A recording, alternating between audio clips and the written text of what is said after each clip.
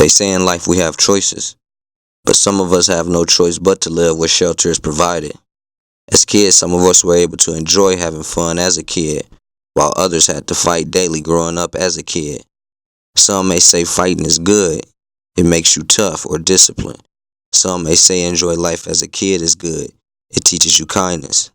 We all have experiences growing up in life that can and sometimes determine who or what we grow up to become. Ghetto dreams, gunshots, food nightmares. Mama hit the food shelf when the paper wasn't there.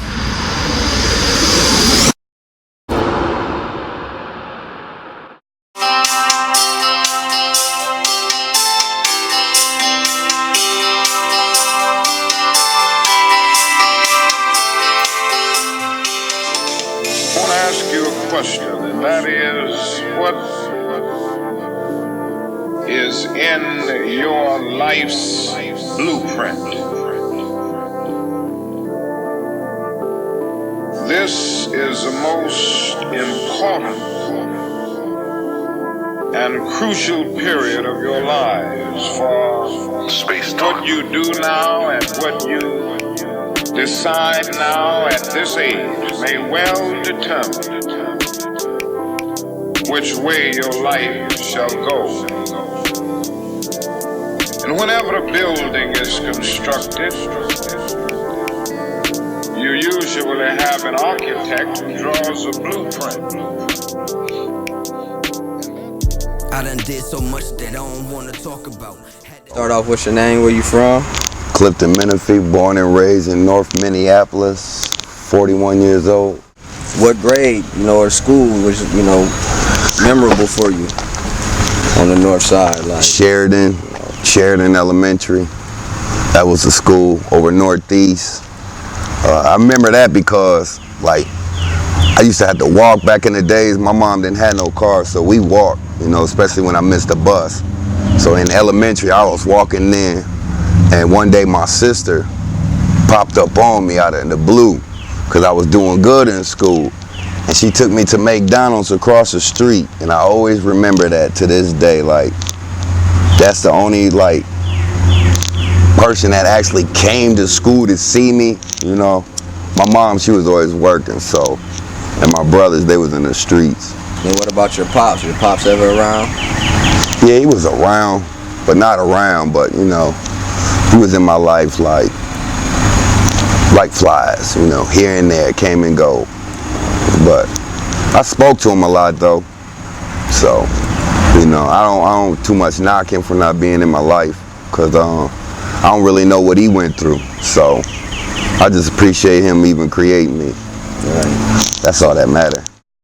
Football for North Commons, wrestled for Powderhorn Park over South Minneapolis, took second in state. North side for real. So what high school you go to? I went to North High. First I went to Roosevelt High School. I went there when they had that riot, and that teacher got expelled up out of there. Then I went to North High for a little bit, and after that, I dropped out of school at 18. So I did a couple, interviews, and I've been, kind of all over the city pretty much, and I've been hearing a lot about, the violence and how it was in Minneapolis. Would you agree with that? It's violence everywhere. Everything that's out here, it's a cause to it. It ain't just things happening, because I was one of them niggas that was out here. So would it be something, like maybe one of your worst times that you could remember? When my cousin got killed on 26 in Penn, on 26 in Logan. Okay. You know what I'm saying? It was some street shit, but it was like family shit, because the niggas that he was beefing with, we were all like family. And that was over some female type shit. When I was growing up, we was close, but back then we was always kicking it all the time. Over at my cousin Angel's crib, everybody was over there. So yeah, that was deep, because he was a real, he was known in the street. He was a real nigga. Okay. So just to see a real soldier go out behind some information, you know what I'm saying? It's crazy what we do to a person. I got 7 kids. I got, my oldest is 20, 21. I got twin girls, they 20. I got a son that's 17, I got a son that's 18, and I got a daughter that's 11, that's all mine. Then I got my 2 stepkids, which is 18 and 15. And they all live in Minnesota. My other son, my oldest son though, he live in Iowa. Okay. Yeah. And I'm grateful for this shit, you know what I'm saying? Because it made me the person I am. Like, I was really lost. You know what I'm saying? You always searching for, I was always searching to try to be something.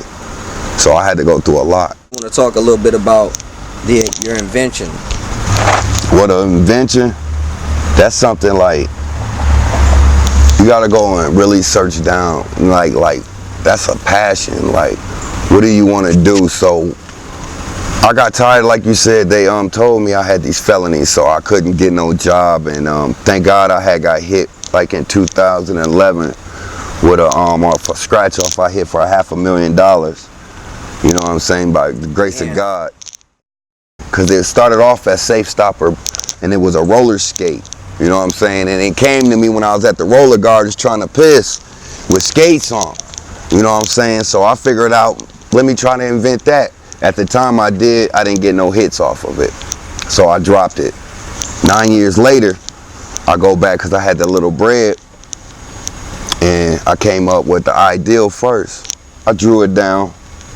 You know what I'm saying? Everybody don't realize that your thoughts is your creation. So I took that thought and put it on the paper, and then I called 1-800-HELP-INVENT, and then I paid them like $900. They did a patent search on it.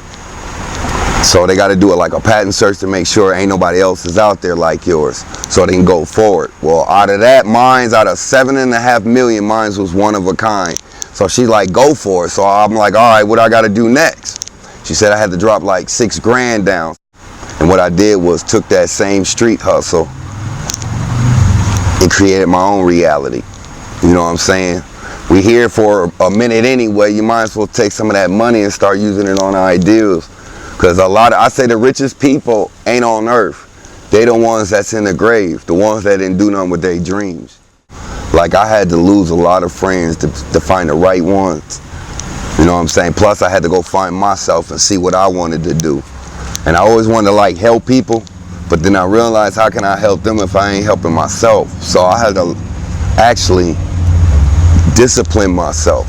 You know what I'm saying? Like, not judge people for things they do because I once was them. Just how to learn how to love people more and appreciate life better. Realize that your greatest gift is waking up, and anything after that is like a blessing. Love yourself first. Basically, how can you give something when you don't have it? If you don't love yourself, truly love yourself, then you can't, because love comes from within.